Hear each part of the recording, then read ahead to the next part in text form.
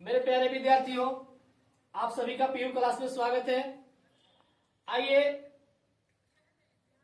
हम आज आप लोगों को पीयू क्लासेस के माध्यम से श्वसन के बारे में बताएंगे। क्लास स्टार्ट करने से पहले आप लोगों से मैं कहूंगा कि अगर आप लोग पीयू क्लास को ज्वाइन नहीं किए हैं, सब्सक्राइब नहीं किए हैं, तो सब्सक्राइब कीजिए और उससे जुड़िए ताकि पीयू क्लास का जो भी वीडियो है वो सभी आपके पास पहुंचे और आप घर बैठे सरल भाषा में सभी विषयों की तैयारी अच्छे तरीके से करें।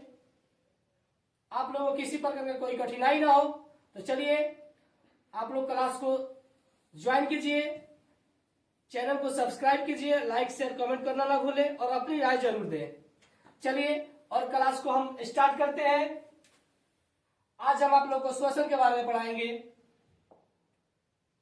देखिए श्वसन, जिसका अंग्रेजी था रेस्पिरेशन, तो इसका डिफिनीशन आप लोग के समक्ष हम दे रहे हैं।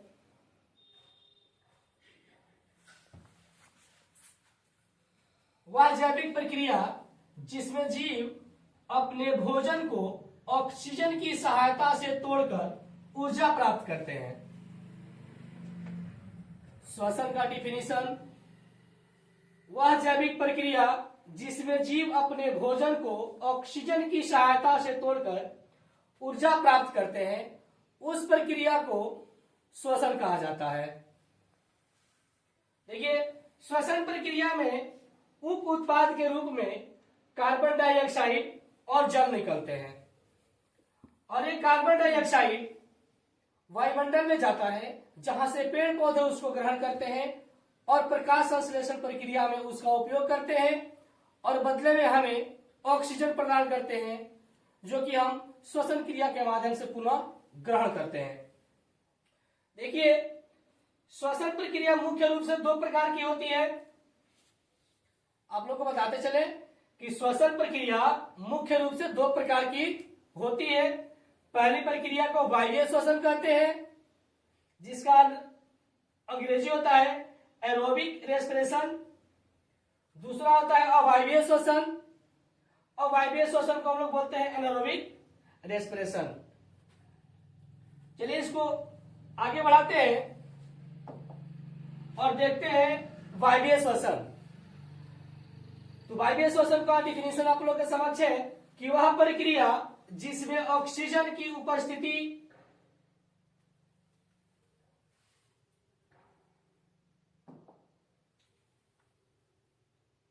वह प्रक्रिया जिसमें ऑक्सीजन की उपस्थिति में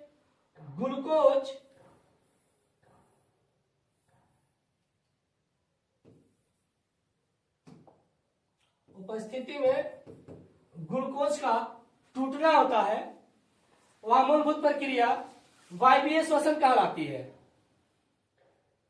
और देखिए इसमें सबसे बड़ा फैक्ट क्या होता है कि वायवीय श्वसन सबसे अधिक ऊर्जा प्रदान करने वाली प्रक्रिया है, जो कि सबसे ज्यादा जीवों के लिए ऊर्जा मुक्त करती है, यह वायवीय श्वसन।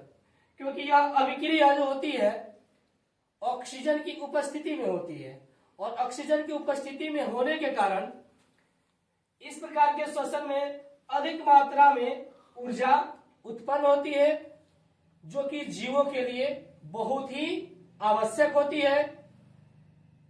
तो वायवीय श्वसन सबसे अधिक ऊर्जा प्रदान करने वाली प्रक्रिया है। चलिए इसके बाद हम आपको बताएंगे अवायवीय श्वसन के बारे में। अवायवीय श्वसन जो है वह प्रक्रिया जिसमें ऑक्सीजन की अनुपस्थिति में ऊर्जा का उत्पादन होता है। अर्थात ऑक्सीजन की अनुपस्थिति होती है, तो आप यही से अंदाजा लगा सकते हैं कि जिस प्रक्रिया में ऑक्सीजन की अनुपस्थिति हो या ऑक्सीजन का अभाव हो, यानी ऑक्सीजन का अभाव होने के कारण हम डायरेक्ट यहां से देख सकते हैं कि अवायवीय श्वसन में कम मात्रा में ऊर्जा की प्राप्ति होती है। कारण इसका सबसे बड़ा होता है क्योंकि यह जो अभिक्रिया होती है यह ऑक्सीजन की अनुपस्थिति में होती है और ऑक्सीजन की अनुपस्थिति में होने के कारण इस अभिक्रिया में कम मात्रा में ऊर्जा की प्राप्ति होती है। यहां तक हम लोगों ने आसानी से देख लिया।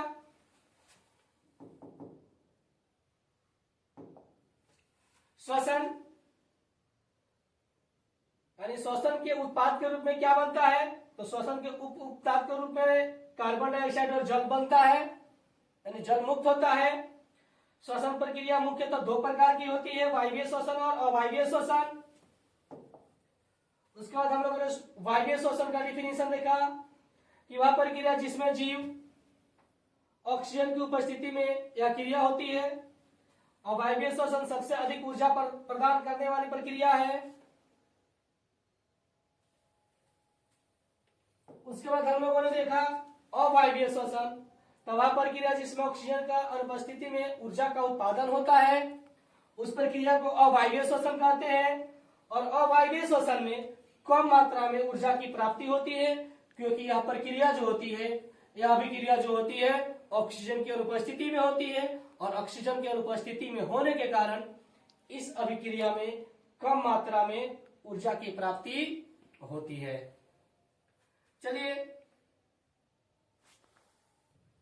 आइए आप लोग को मैं यहाँ पे बताते चलूं कि वायवीय श्वसन और अवायवीय श्वसन में मुख्य अंतर क्या है, और कुछ जीवों के नाम है यहाँ पर जिनमें अवायवीय श्वसन होता है।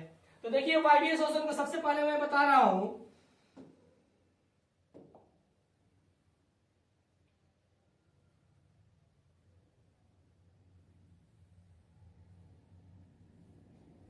तो देखिए यहां पर अवायवीय श्वसन को मैं बता रहा हूं आप लोगों को, सॉरी वायवीय श्वसन को बता रहा हूं। तो वायवीय श्वसन ऑक्सीजन की उपस्थिति में होता है, जबकि अवायवीय श्वसन जो होता है ऑक्सीजन की अनुपस्थिति में होता है। यहां पर वायवीय श्वसन जब होता है तो ग्लूकोज का पूर्ण रूप से विखंडन होता है, और ग्लूकोज का पूर्ण रूप से विखंडन होने के कारण ही वायवीय श्वसन में अधिक मात्रा में ऊर्जा का उत्पादन होता है। अवायवीय श्वसन में ग्लूकोज का पूर्ण विखंडन नहीं होता है, जिसके कारण अवायवीय श्वसन में कम मात्रा में ऊर्जा की प्राप्ति होती है। वायवीय श्वसन में अंतिम उत्पाद कार्बन डाइऑक्साइड और जल होता है, जबकि अवायवीय श्वसन में अंतिम उत्पाद लैक्टिक अम्ल अथवा इथेनॉल होता है। उसके बाद आपको बताएं कि इसमें काफी मात्रा में ऊर्जा उत्पन्न होती है, जैसा कि मैंने आपको पहले भी बताया है, क्योंकि ग्लूकोज का पूर्ण रूप से विखंडन होता है। यहाँ पर ग्लूकोज का वायवीय श्वसन में पूर्ण रूप से विखंडन होता है, जिसके कारण इस यानी वायवीय श्वसन में काफी मात्रा में ऊर्जा उत्पन्न होती है, अर्थात 48 एटीपी अणु। और इसमें देखिए इसमें काफी कम ऊर्जा उत्पन्न होती है, क्योंकि यह जो अभिक्रिया होती है इसमें ग्लूकोज का पूर्ण विखंडन नहीं होता है, जिसके चलते अवायवीय श्वसन में कम मात्रा में ऊर्जा की प्राप्ति होती है। यहां पर देखेंगे आप 5वें नंबर में कि यह क्रिया उच्च जीवधारियों में पाई जाती है, जैसे ज्यादातर पौधे तथा जंतुओं में, मानव, हिरण, पक्षी, इन सभी जीवों में वायवीय श्वसन होता है।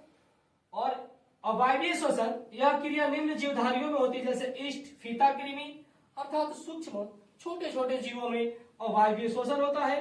अधिकांश जो जटिल जीव है उन सभी जीवों में वायवीय श्वसन होता है। आगे आपको बताएं 6 नंबर की, यह कोशिका द्रव्य तथा माइटोकॉन्ड्रिया में होता है, अर्थात वायवीय श्वसन जो होता है कोशिका द्रव्य तथा माइटोकॉन्ड्रिया में होता है। और अवायवीय श्वसन है यह केवल कोशिका द्रव्य तथा मानवों के पेशी कोशिकाएं जो होती है उसमें ही अवायवीय श्वसन होता है। ये था हमारा वायवीय श्वसन और अवायवीय श्वसन, किसमें अधिक मात्रा में ऊर्जा की प्राप्ति होती है, किसमें कम होती है। कारण होता है क्यों कि किसमें कम होता है, उसका कारण यह होता है कि इसमें ग्लूकोज का पूर्ण रूप से विखंडन नहीं होता, जिसके चलते अवायवीय श्वसन में कम मात्रा में ऊर्जा की प्राप्ति होती है। साथ ही वायवीय श्वसन में ग्लूकोज का पूर्ण विखंडन होता है, ग्लूकोज का पूर्ण विखंडन होता है, जिसके चलते वायवीय श्वसन में अधिक मात्रा में ऊर्जा की प्राप्ति होती है।